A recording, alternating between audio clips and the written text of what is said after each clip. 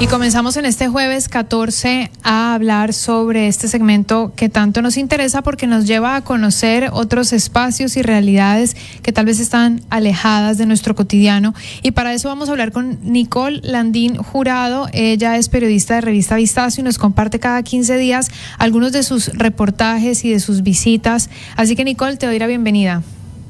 Clarita, ¿cómo estás? Es un gusto poder estar acá nuevamente con ustedes. Muchísimas gracias. Hoy vamos a hablar sobre tu reciente tema de la última edición y dice Caribú, una fundación que rescata tradiciones del pueblo afrodescendiente, brinda herramientas a través del arte para que los niños puedan hacer frente al racismo, desigualdad y violencia.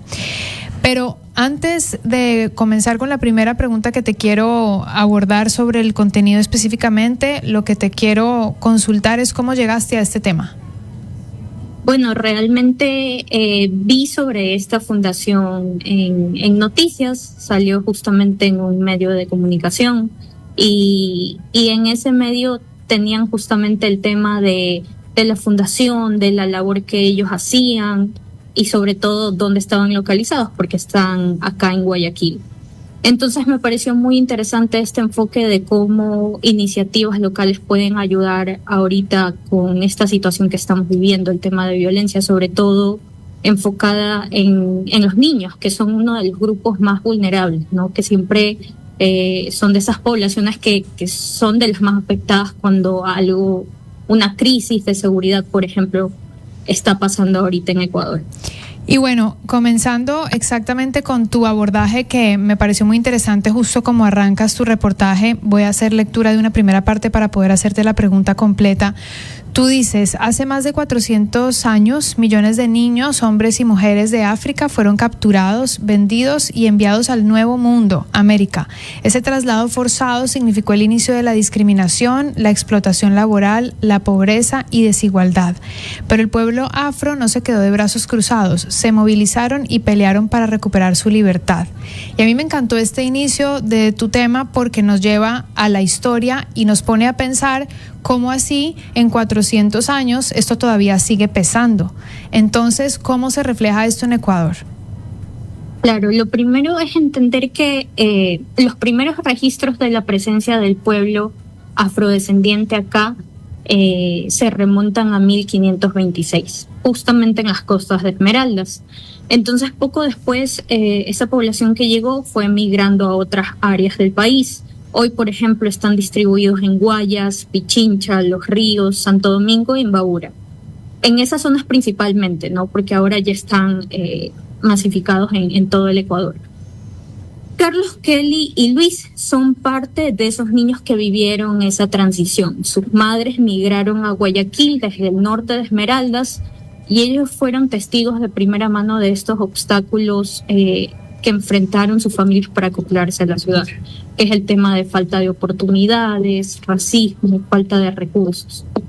Pero en medio de ese momento complicado encontraron un espacio que les recordaba este valor de su hogar y de sus raíces, ¿no? El Centro Cultural Afroecuatoriano. Entonces lo que veían en ese lugar y las actividades que hacían en ese centro los motivó a ellos crear su propio espacio.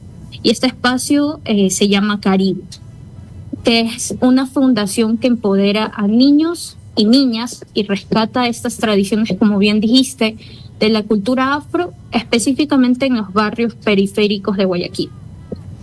Tú explicas que la fundación nació para revalorizar la cultura afro, otorgar herramientas a la comunidad para enfrentarse a posibles escenarios de racismo. ¿Cómo lo hacen? ¿A quiénes reciben? ¿Y qué actividades desarrollan ahí? Y a lo mejor hay algún contexto tal vez que nos quieras también compartir.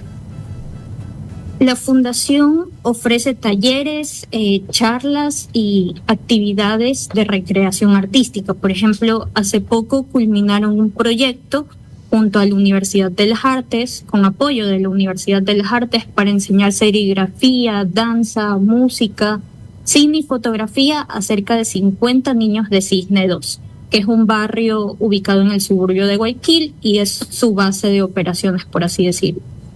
E incluso dentro de las actividades, para las personas que están viendo en la transmisión en Facebook, realizan varios libros que contienen dibujos y cuentos de la cultura afro. Los cuentos están justamente ahorita mostrando en imágenes.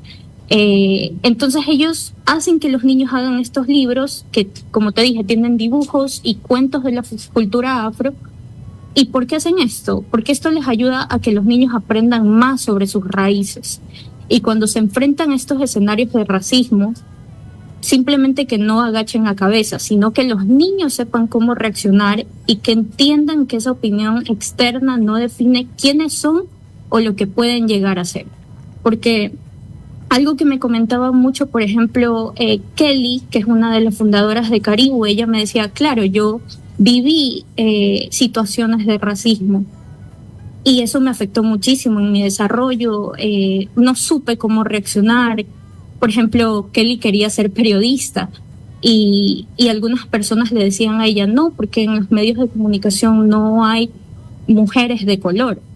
Y Kelly a eso le afectó de manera tremenda, pero mira, en cambio Kelly ya es madre de familia, tiene a su niño está dentro de este proceso de Caribou, dentro de este acompañamiento, y su niño también tuvo una situación similar en el colegio, pero Kelly me dice, es impresionante, y ahí me di cuenta el valor del trabajo que nosotros hacemos, porque mi niño no reaccionó de la misma manera en que yo lo hice, sino que ya tuvo las herramientas y estaba empoderado y reaccionó de una forma positiva para él, ¿no? Claro. A ellos, y me hablaste de Carlos, Kelly y Luis, que son sus creadores, luego te pregunto también cómo sostienen la fundación y todo, pero sobre todo, y muy conectado con la idea que me acabas de comentar, ¿les preocupa la exposición que los niños tienen, no solamente al racismo, sino a la violencia que se vive en la ciudad y a los barrios marginales? ¿Cómo ellos manejan esta situación y cómo tratan de prevenir el involucramiento de los niños en estas actividades o incluso estar cerca de las drogas, que tú lo mencionas aquí en tu artículo? Justamente en el 2022, desde el 2022, con este incremento de la violencia en el país, es importante entender que se han denunciado varios casos en los que las bandas criminales reclutan a niños entre 10 y 17 años. ¿Y por qué hacen esto? Porque como son menores de edad, su privacidad está protegida y por más que hayan cometido varios delitos, no les generan un expediente. Además, si son capturados por las fuerzas de seguridad, no van a la cárcel, sino que van a un centro de corrección. Entonces, todos estos componentes los hace y los convierte en un blanco fácil para estas bandas. En la fundación me dijeron que todavía no han tenido problemas relacionados a bandas delictivas, pero es una situación que los mantiene alerta, ¿no? Y realmente para evitar eso simplemente tratan de seguir en funcionamiento pese a la falta de recursos.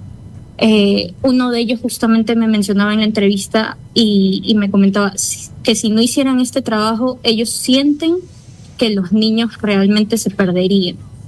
Porque antes, por ejemplo, la violencia o el uso de drogas, como tú mencionaste, estaba oculto de alguna manera, pero ahora todos estos entornos negativos están a la luz del día y ya alcanzan a estos pequeños, están disponibles para estos pequeños.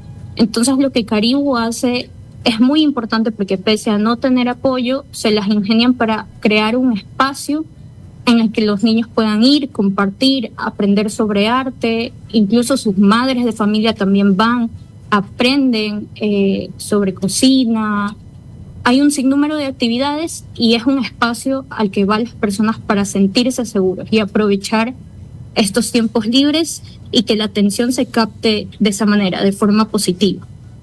Ahora, tú hablas de sus responsables y hablas de la falta de recursos. ¿Cómo sostienen esa fundación para lograr albergar a estos chicos y para generar otros proyectos? De hecho, en el reportaje que lo tengo aquí en mis manos, la revista, se ven, pues siempre las imágenes son tan gráficas, ¿no? Y nos ponen a imaginar qué tipo de actividades hacen, qué tipo de niños son los que están positivamente siendo impactados y las imágenes definitivamente también emocionan y sensibilizan. Esto nos hace entender que hay una falta de recursos. Entonces, ¿cómo ellos se las ingenian? Esa fue la palabra que tú utilizaste. ¿Cómo se las ingenian sin fuentes de ingreso? Sí, mira, primero hablando sobre sus creadores, por ejemplo, Carlos ya tiene 39 años, Kelly tiene 40 y Luis 32. Imagínate, ellos empezaron la fundación en el patio de la casa de la abuelita de Carlos en 1998, cuando tenían entre 10, 14 añitos. Entonces, con esta experiencia que te comenté al inicio, ellos querían que los niños tuviesen un espacio para sentirse seguros y aprovechar su tiempo libre en cosas positivas. Entonces, todo lo que ha logrado Caribou hasta el momento ha sido con sus propios medios. No cuentan con financiamiento de nadie y las actividades las pueden realizar porque la comunidad se une y las madres de familia de los niños que acuden, ¿no?, a Caribou apoyan con alguna u otra cosa. Pero ellos necesitan ayuda, necesitan que el sector público los ayude, quizás generar alianzas con el sector privado para seguir sosteniéndose y atender a los niños de estas zonas que generalmente están abandonadas por el Estado. Entonces Caribou principalmente se sostiene con ayuda comunitaria y con alianzas con universidades, como lo que hacen con la Universidad de las Artes. Pero eso es lo que justamente quieren, que la actividad no sea de manera esporádica, sino que trate de ser un poco más permanente para que los niños tengan un acompañamiento constante. Estamos conversando con Nicole Landín en nuestro segmento Vistazo a la Sostenibilidad para quienes apenas se conectan. Y ella nos está hablando de Caribou y cómo esta fundación trabaja en revalorizar la cultura afro y promover las habilidades artísticas de niños que viven en barrios periféricos de Guayaquil. ¿Y por qué hago énfasis en Guayaquil? Porque tal vez pensamos que son realidades externas a la ciudad y seguramente no son tan visibles, pero con este reportaje Nicole nos acerca a esa realidad.